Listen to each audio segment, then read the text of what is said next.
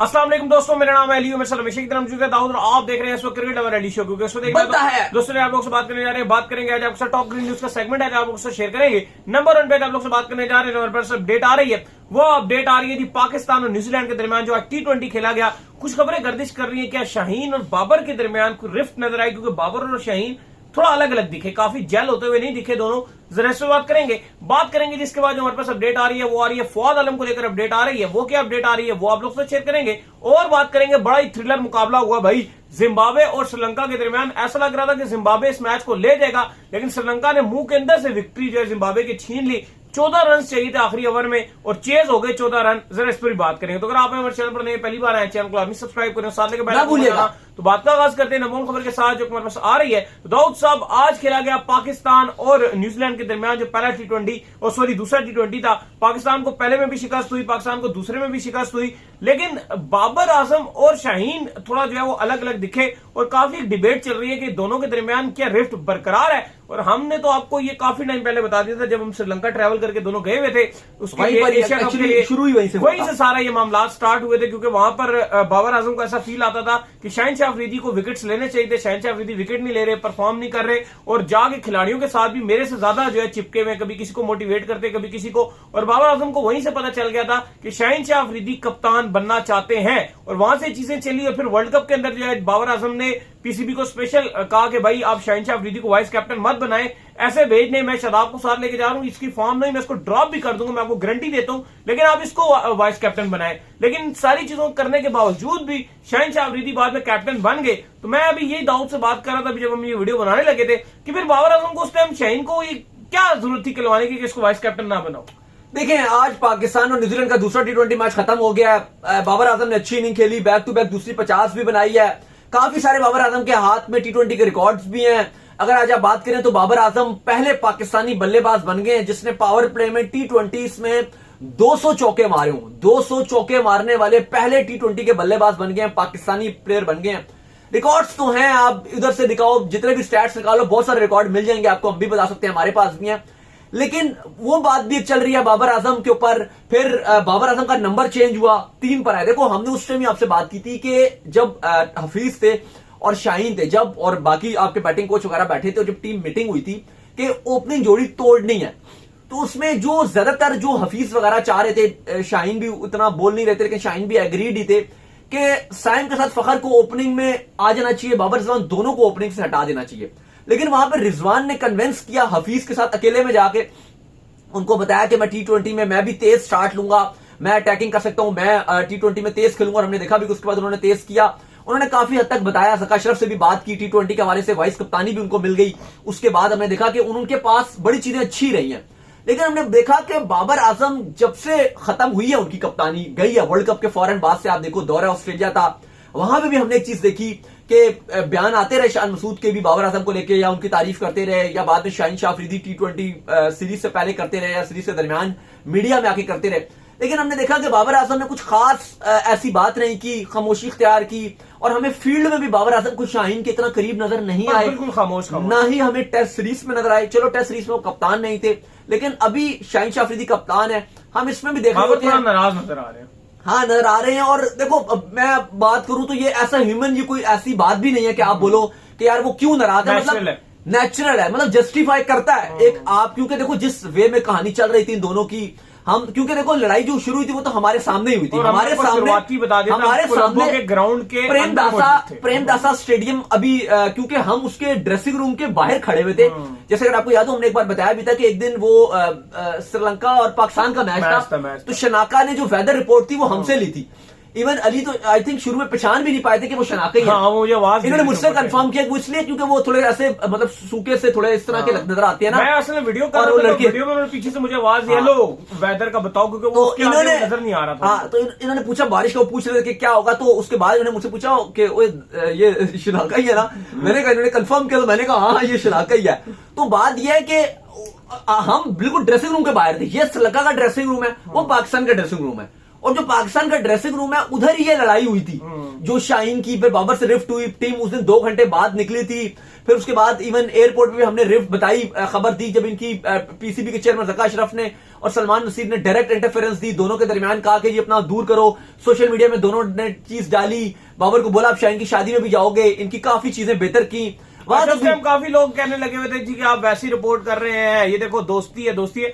हमने आपको बता दिया चीजें चल रहा स्टार्ट और अभी ऐसा है, लेकिन अरे देखो पाकिस्तानी टीम के लिए, लेकिन ये नहीं है इनके दरमियान, मतलब ये आपको बीइंग अ प्रोफेशनलिज्म में थोड़ी ये चीजें कम नजर। देखो जैसे शाहीन कैप्टन है तो बाबर तो आज पूरी कोशिश कर रहा था शाहीन को जितवाने की, ऐसा तो कहीं नहीं दिखा कि बाबर आजम कोशिश ना कर रहा हो। ठीक है उनसे नहीं हो पाया, वो भी नेचुरल है, हमें पता है कि उनकी कैपेबिलिटी में वो चीज नहीं आई, वो भी नेचुरल है, लेकिन अपनी तरफ से बाबर ने दिल जान झोंक कर उनको जितवाने की कोशिश की है, ऑब्वियसली पूरी जान मारी। देखो जब आप मुल्क की नुमाइंदगी कर रहे हो तो आप शाहीन के लिए नहीं मैच जीत रहे हैं या शाहीन बाबर के लिए मैच नहीं जीत रहा, आपको पाकिस्तान के लिए मैच जीत रहे हैं और वो इंपॉर्टेंट है। लेकिन देखो अगर आप एकजुट होते हो वो चीज एक अलग होती है कि जब आपके दरमियान दिल में ऐसी चीजें नहीं होती, तो आप वर्ल्ड कप या बड़े इवेंट्स में जब आप जाते हो तो वो एक अलग चीज नजर आती है। और आप शाहीन क्योंकि T20 के कप्तान भी अनाउंस हो गए हैं, पॉसिबल है कि अब ओडीआई देखोगे क्या होता है, शाहीन कप्तान बनते हैं, रिजवान, इन दोनों में से किसी एक ने बनना, एक ही आएगा दोनों में से। यू नेवर और शायद शान मसूद भी बन जाए, खाली इन तीनों में से आप कह लो, क्योंकि T20 वर्ल्ड कप के फौरन बाद आपको अनाउंस करना पड़ेगा क्योंकि 2025 की चैंपियन ट्रॉफी पाकिस्तान में और उसके बाद आपके ओडीआई भी आ जाएंगे। हाँ तो उसके बाद आपको करना पड़ेगा। तो ये चीजें तो है, क्योंकि अगर आप उस लिहाज से देखो तो हो सकता है कि इन तीनों में से किसी एक ने कप्तान बनना है।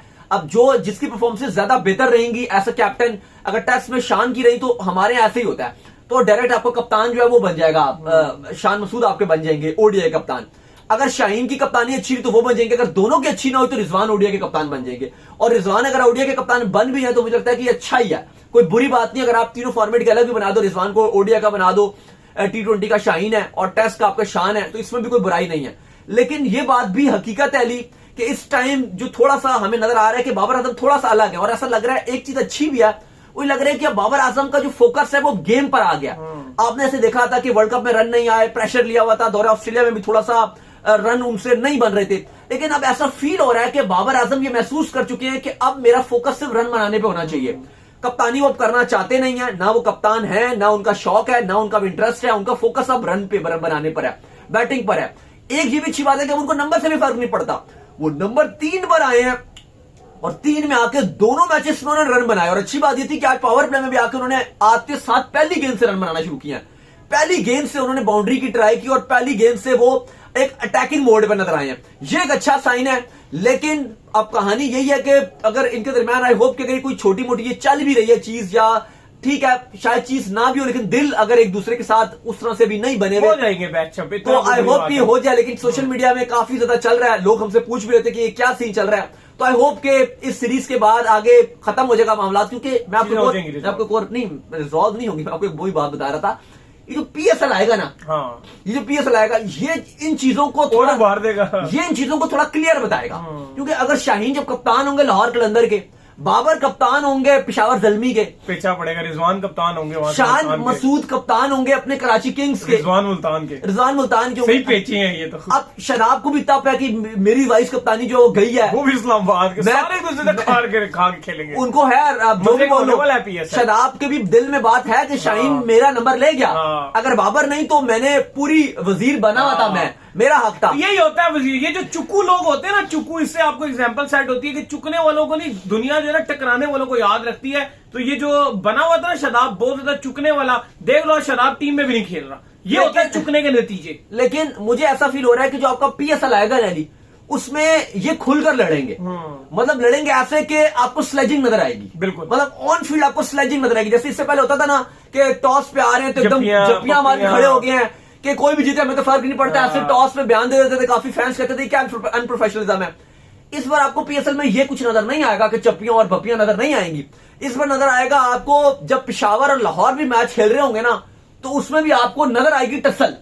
उसमें अगर कोई टीम मैच हारेगा शाहीन, तो आपको शाहीन में नजर आएगा कि एक फ्रस्ट्रेशन है। बाबर भी आपको हारेगा लाहौर से तो उसको तब चढ़ेगी, चलो लाहौर कराची को तो थी, लेकिन अब आपको नजर आएगा इस्लामाबाद और लाहौर की भी नजर आएगी, आपको मुल्तान और लाहौर की भी नजर आएगी।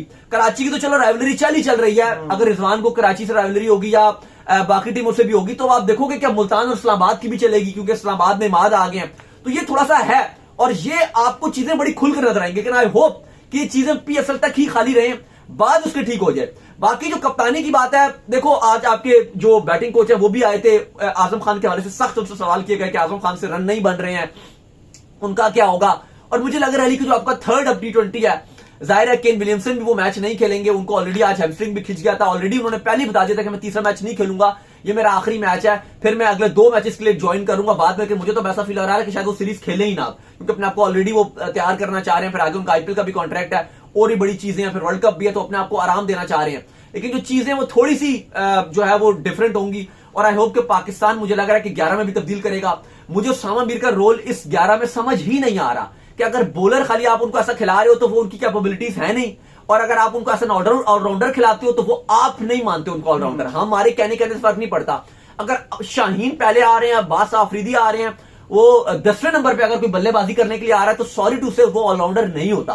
तो सीधी सी बात है कि उसामा मीर का रोल नहीं है ऑलराउंडर, और एक तो ये भी उनको नहीं समझते, और दूसरा अब उसामा मीर ने भी अपने आप को ऑलराउंडर नहीं समझते। वो पहली बॉल में आउट होती है, और उनके अंदर वो उनकी टांगे कब आ रही होती है, भाई आप देखो।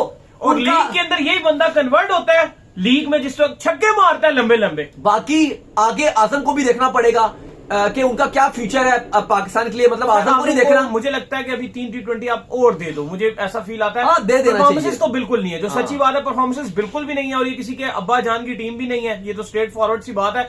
परफॉर्मेंसेस दिखाएंगे तो आप इसमें रहेंगे, ये पॉसिबल नहीं है कि मोइन खान आपके वालिद है तो आप इस टीम के अंदर जो रह सकते हैं।